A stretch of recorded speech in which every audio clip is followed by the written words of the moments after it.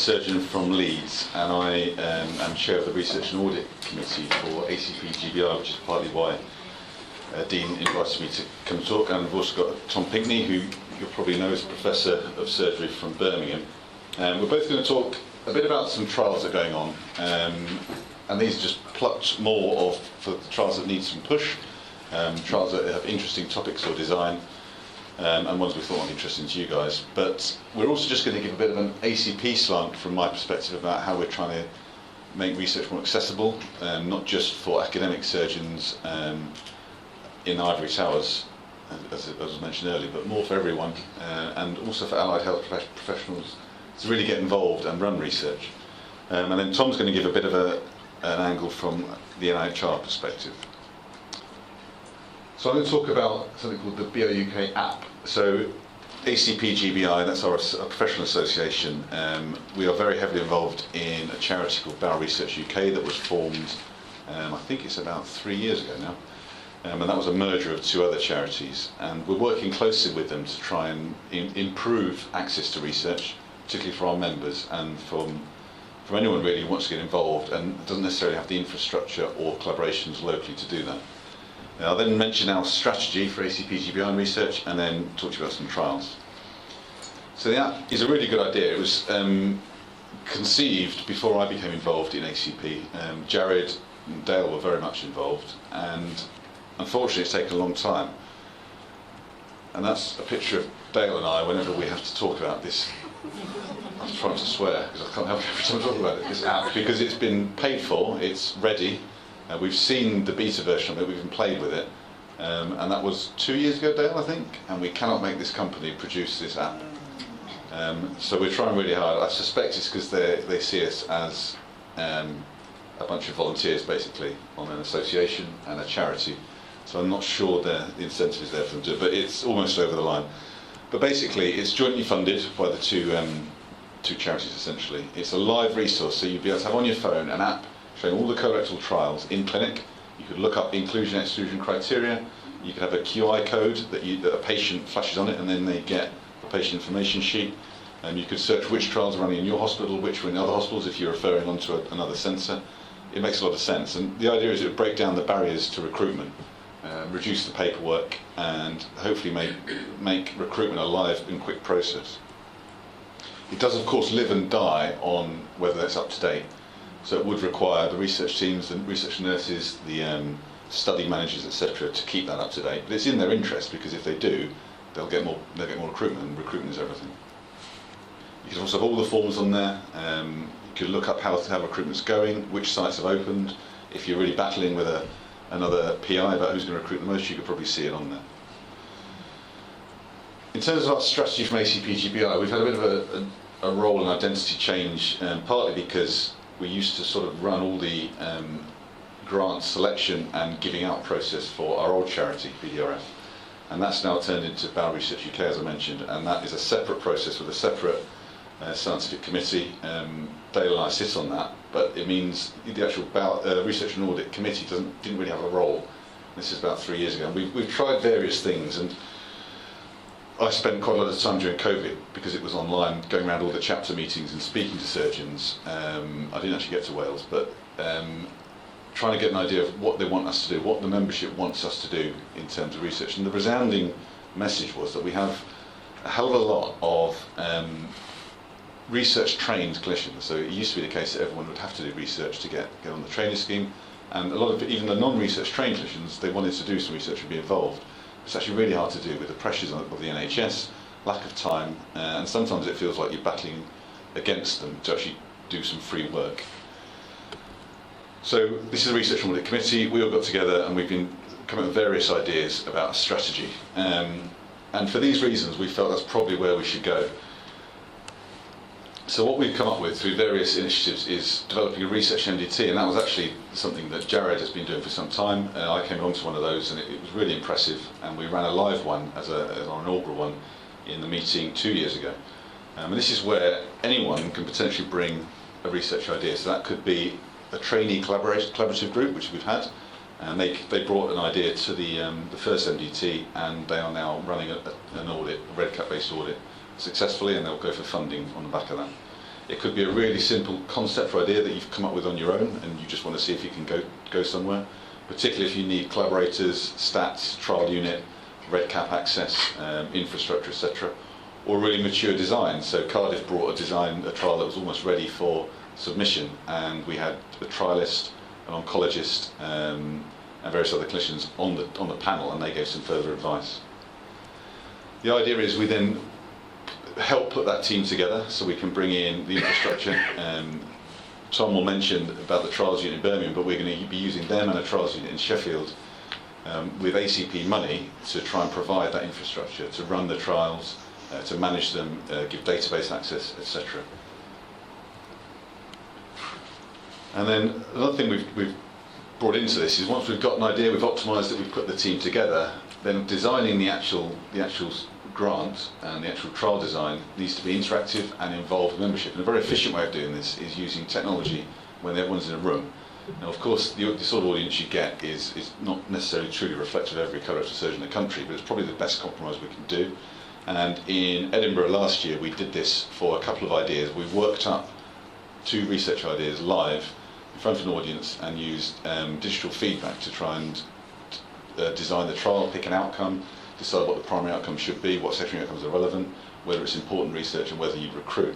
And you can imagine if you go to a funding body and you've got those sort of data, you said you've had a complete sit down with a room full of colorectal surgeons, and this is what they've said, that's very powerful. And based on that, you come up with a research proposal, and then through a partnership with Bowel Research UK, we would agree to joint fund that proposal, and it would get priority on the basis that it's been through the Research MDT, it's ACP led, and that it's had interactive design with the membership. So it's quite a compelling argument for funding that. And we're talking not huge volumes, so we want them to be trials that you wouldn't otherwise get funded. Not necessarily trials, observational cohort studies, whatever, but important questions that are difficult to answer is the underlying theme. So the Texas audit is an audit looking at bleeding, and that was the trainee collaborative. They're up and running now, as I said. One of our committees on ACP-GBI, the abdominal walls, this looks at reconstruction of complex hernias and open abdomens. They're putting through a proposal in much the same way as this, so that's gone to BR UK, that's currently out for peer review, and we would support that in the same way. And volvulus, interestingly, was the idea that we landed on as our primary next one to push through, based on that Edinburgh meeting. We did this, it was a little bit stressful. We were all horrendously hungover and trying to manage this complex system none of us had used before, and trying to predict what questions would follow. It's like one of those old school books where you'd pick an answer and you go to page 88 if you say yes or no, and it all got very complicated, but it actually worked. This was the test question. I particularly like Ask Mechanic, just to check it worked.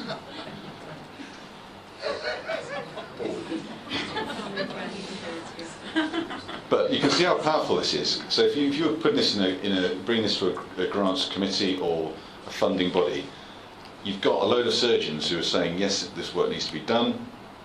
This is what the primary outcome measure should be. Whether you'd be willing to randomise, these are really important questions that trialists don't really know often when they're designing these things, and you can go with evidence. On the back of this question, we decided to make it an observational study, not an interventional study.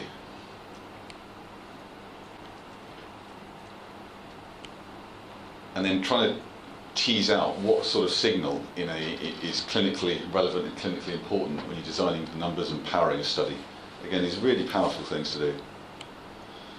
So that's where we're going. So if anyone's got any ideas and you're lacking either collaborators, because everything's on collaboration these days, or infrastructure, or you've got a good mature idea and you don't really know how to get it over the line or where to put it in for funding, come to us. We're running a research MDT. It's almost ready to go. I've got 3 potential studies that want to get involved, but the more the merrier. And then we can help put that together for you and potentially apply for Bowel Research UK funding. I'll give my email at the end. So just some trials we thought we'd highlight today. So LACES 2, this is one out of Leeds. I had to pick it really because it needs to push. So this is looking at colorectal emergency surgery. So already it's going to be difficult because it's an acute setting. These are always hard to randomise to. These operations often happen in the middle of the night. And it's looking at laparoscopic versus open acute surgery. Now, There's also a query about equipoise, because you could argue, well, if you have equipoise, about whether if you're happy to do a laparoscopic resection on someone, it's probably better you do it rather than randomise them to open. But we have had LACES 1 did actually prove that you can recruit. That was a feasibility study, and this is now the full trial. And it's looking at complication rates as the primary outcome, together with what you'd expect, severity of complications, quality of life, etc. 500 patients, quite optimistic. And based on those challenges, there's also the argument of whether the surgeons who would prefer to do laparoscopic, and they're probably fine, but some other surgeons may be better open or better laparoscopic, and that's always an issue with these sort of trials where you're changing the technique.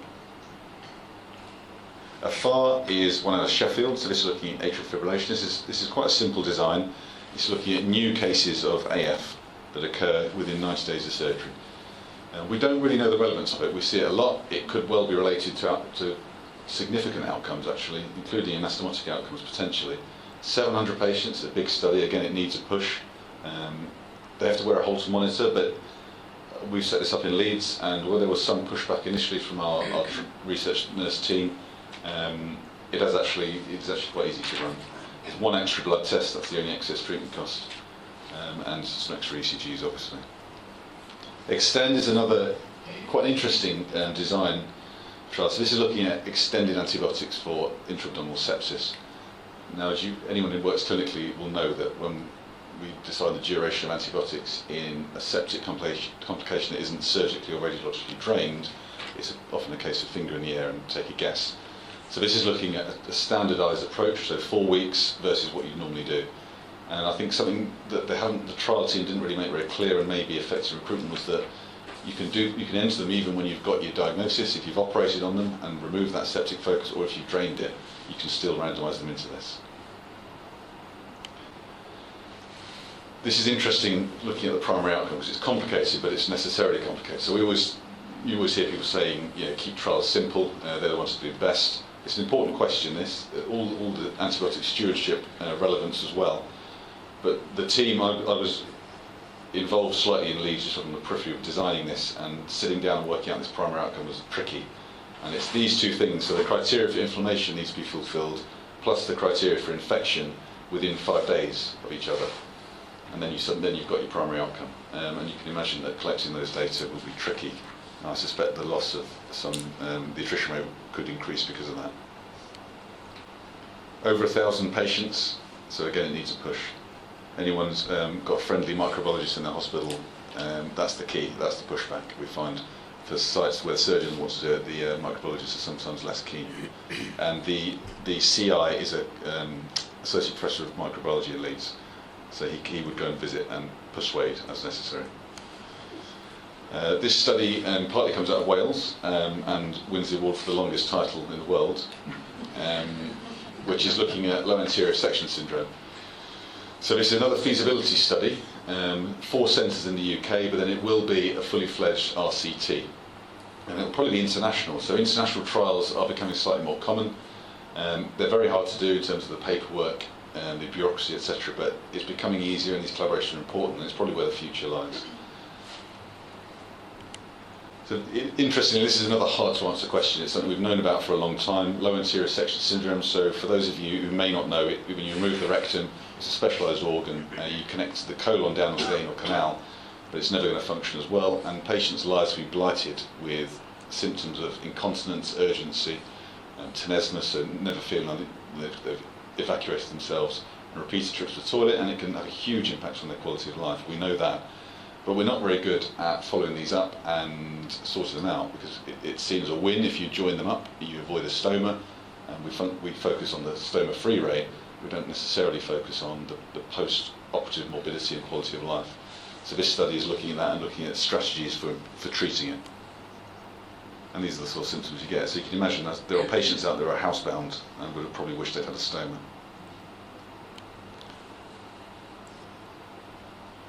Rolocart is an important trial, another international trial, so they're becoming more and more common, probably on the back of Rolol, which was an international MRC-funded trial, and the paperwork to get that up and running was horrendous, but there were multiple countries involved in robotic surgery at the time. This is trying to... The problem with the robot, as most of you may know, is it's a great toy. The surgeons love it. I use it. I really enjoy operating on it. I'm honestly not convinced there are any definite, quantifiable patient outcomes that can justify it in all cases. There will be a cohort where you can do that, but identifying that is really hard. Patients like the idea of it because it's been well sold by various companies, and surgeons like the idea of it, and it is actually good for ergonomics. But we need some data to prove that, and this is roller cart 1, so it's coming out of Melbourne. It's going to involve the UK as well, and it's looking at right hemiclectomy. They've called it 1 because it will be a series of trials. That's the title, and the outcomes are looking at surgical morbidity, 30 days generally, and then some longer outcomes, specimen quality, some oncological outcomes and quality of life, and then the all-important cost effectiveness. Orion is another one that needs pushing a bit. So this is one out of Sheffield from Steve Brown. This is looking at hemorrhoid treatment. There have been a few trials in hemorrhoids in the last few years. Generally a new technique comes along, there's a big uptake, often driven in the private sector and by the Daily Mail, and then a study's done that shows it doesn't actually work particularly well. I'm not saying that's the case with Orion and radiofrequency ablation, but we need the trials to do it, and they're struggling a bit with numbers. So I think there are some sites open in Wales, but anyone who's not doing that and who wants to try a new technique for hemorrhoids, you only need to do 6 cases. It's very easy kit. Great picture. It involves applying energy to the hemorrhoids, and this would be the sort of hemorrhoids that are too big for rubber banding, but potentially you want to do it as an alternative to the other 3 options, which are generally Halo, which is a Doppler-guided transfixion stitch, hemorrhoidectomy, which is painful, or a stapled hemorrhoidopexy.